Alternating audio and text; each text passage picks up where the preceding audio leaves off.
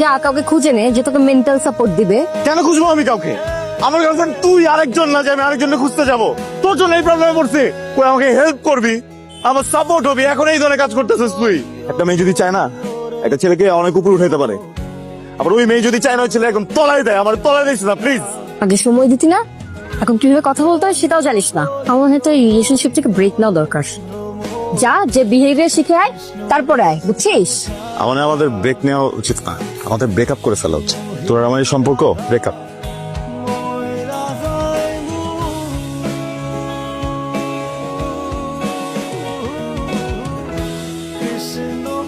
Excuse me, আপনি আবার আসছেন? আপনাকে সে আমি বলছিলাম এগুলো নিয়ে আমার কোনো ইন্টারেস্ট নাই। আমি আসলে ওই দিনের ব্যাপারে কোনো কথাই বলতে আজকে আসিনি। আমি একটু অন্য ব্যাপারে আপনার সাথে কথা বলতে আসছি। আমি কি একটু বসতে পারি? আসলে সব ধরনের সম্পর্কই তো ব্রেকআপ হয়ে যায়, কিন্তু ব্রেকআপ হয় না শুধুমাত্র ফ্রেন্ডশিপটা। আমি চাই আপনার সাথে বন্ধুত্বটা আমার থাকুক। ও, যাতে ফিউচারে যে আপনার লাইন ঘাট ইজি হয়ে যায়। না না, বিষয়টা একদমই তা না। আপনি অনেক ভালো মনের একজন মানুষ, আর আমি চাই এমন ভালো মনের একজন মানুষের সাথে আমার বন্ধুত্বটা থাকুক। আচ্ছা, আমাকে একটু সময় দিন, আমি ভেবে দেখবো।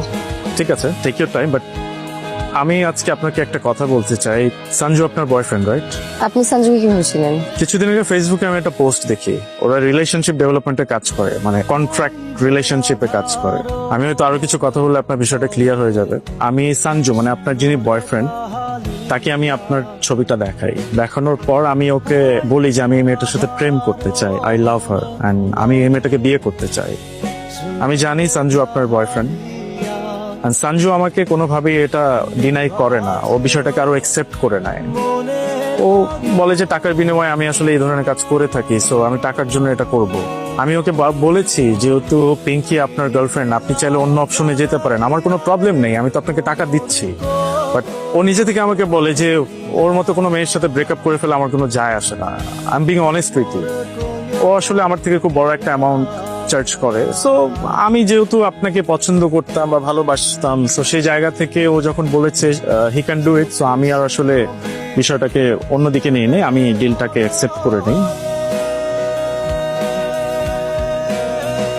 এক্সকিউজ মি, আপনি সেদিন যেন কি বলছিলেন?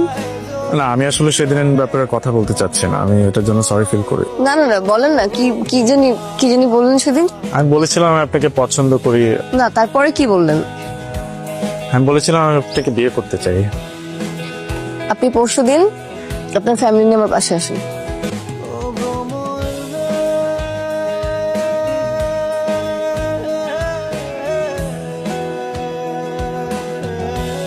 হ্যালো, কই তুই? এক জায়গায় দাওয়াত খাইতে আসছিলাম, হঠাৎ করে একটু অসুস্থ